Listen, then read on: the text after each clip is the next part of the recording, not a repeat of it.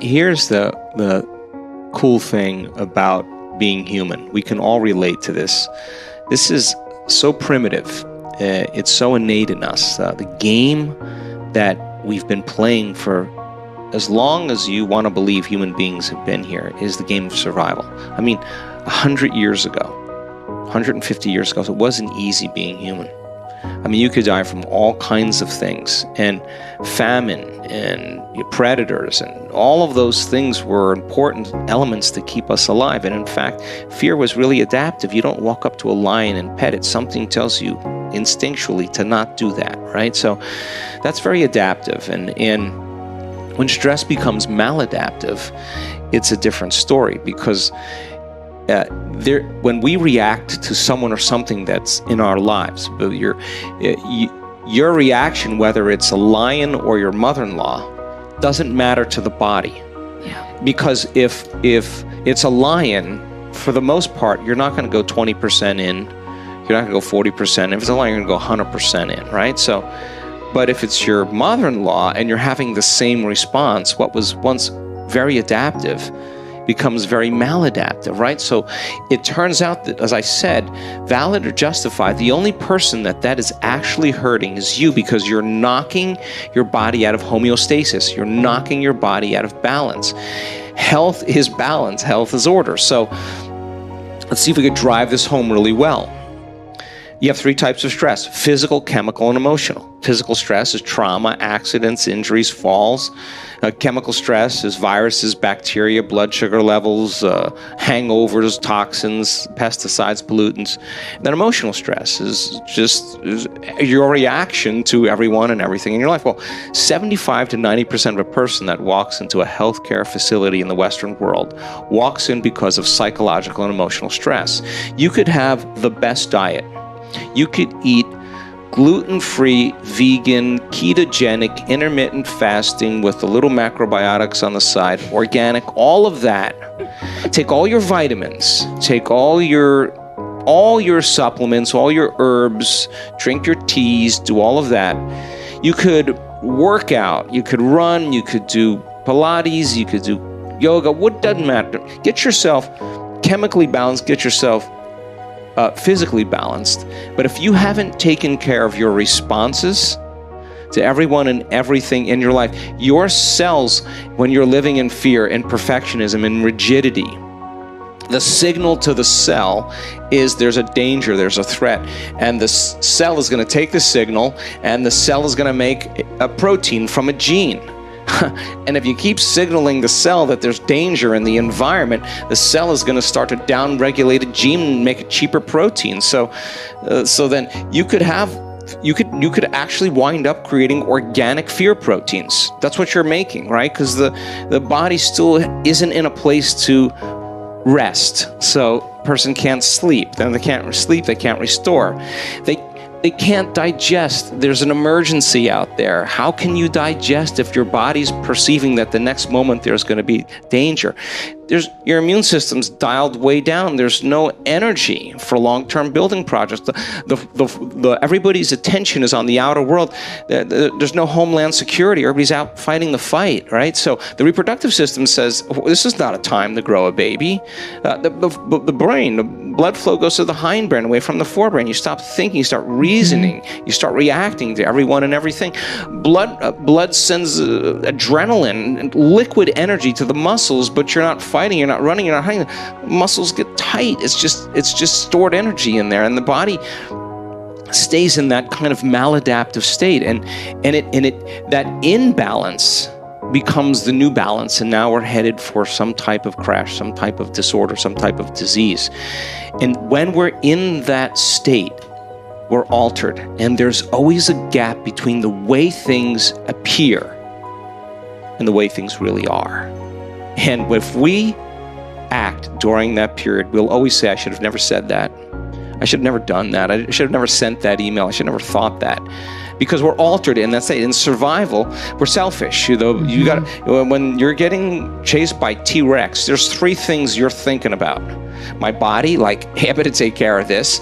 In my environment, where am I going to run, and how much time do I have to get there? the body, the environment, and time. So the stress hormones actually cause us to feel more like our bodies, pay more attention to objects and things in our environment, obsess about time. To change is to be greater than your body, to be greater than your environment, to be greater than time. Stress is not a time to change.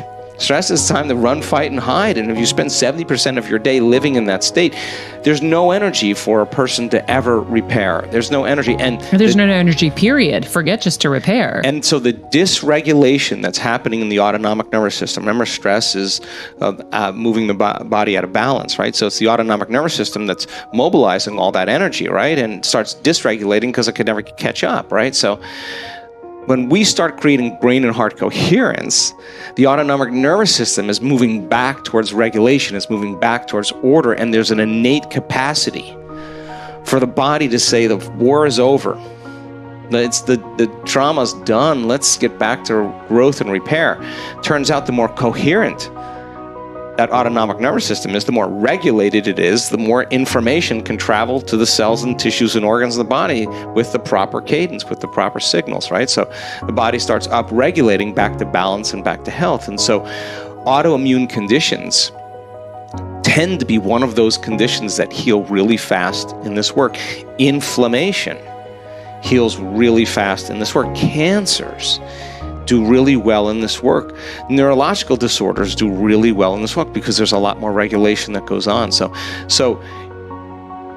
if you can get your body more emotionally balanced and more physically balanced and more chemically balanced, then you'll be more resilient. Mm-hmm. So then the trauma, the thing that falls apart in your life, your response won't be the same because you're out of survival, right? And relaxed in the heart and awake in the brain is so much better than stressed out, unconscious, and living in a program. And that seems to be what's accepted as normal in the world. Yeah, 86% of the people in the Western world, the first thing they do when they wake up in the morning is grab their cell phone. That's almost 9 out of 10 people. So more than likely, there's a good percentage of people that are watching this podcast or listening to it that do that. And when they reach for their cell phone and they look through their Facebook and their Instagram and their TikTok and their emails and their Twitter and do all of that, they're connecting to everything that's known in their life. They're actually making sure that they're connected in a certain way. In place of that, you can still do that, but before you grab unconsciously for your phone and start changing your chemicals in your body, it would be such a great idea to sit down and before you start your day, just review the thoughts you don't want to think. Review the behaviors you really want to change about yourself. Just review them. Just go over them in your mind. Review the emotions that you feel the most in a day, and just remember that those emotions aren't loving to you. Just review them in the beginning, just so that you're aware of them. If they change, you'll start becoming aware of them, and once you can observe them, you're no longer the program. Once you're conscious of them, you're no longer unconscious, right? You're out of the program. Before you start the day, ask yourself, how do I want to think today? How do I want to feel? How do I want to behave? I mean, what would greatness look like? What would love look like today? What could I do that would be really cool for me at the end of the day? Say, wow, so I had a good day today. What would make me feel that way? And if you can't find an answer to that, start reading. Who reads anymore?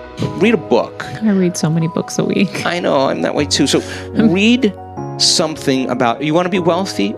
Read a book about someone who became wealthy and get real and realize they may have failed 50 times before they actually pulled it off. Or what were their characteristics? What were their traits? What made them? It wasn't about their wealth. It was about who they became. That's the key, right? So fill your brain with a little knowledge, and then just start asking yourself, what's the greatest expression of myself that I can be today?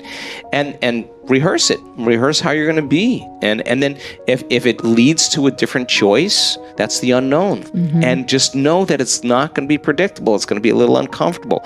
That's where the magic happens. If you can stay relaxed and awake in the unknown, things get pretty exciting. When you're back to the known, you're back to the familiar. Don't expect anything to change in your life. And if you say it's that person or that circumstance, you defaulted and went back to the program of the victim, allowing your outer environment controlling your thoughts and feelings. If you truly do this well, this is what I discovered.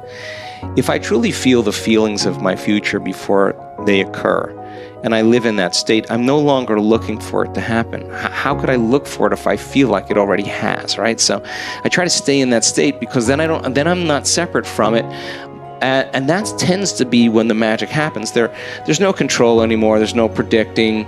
There's no perfectionism. There's none of. All there is just kind of an experiment. Like, I'm experimenting to see if I change my thoughts and feelings, if my life will change. And that should be the experiment everybody has. And do it with curiosity, and do it with just seeing if the experiment works. If it doesn't, change something else about yourself until it starts to work.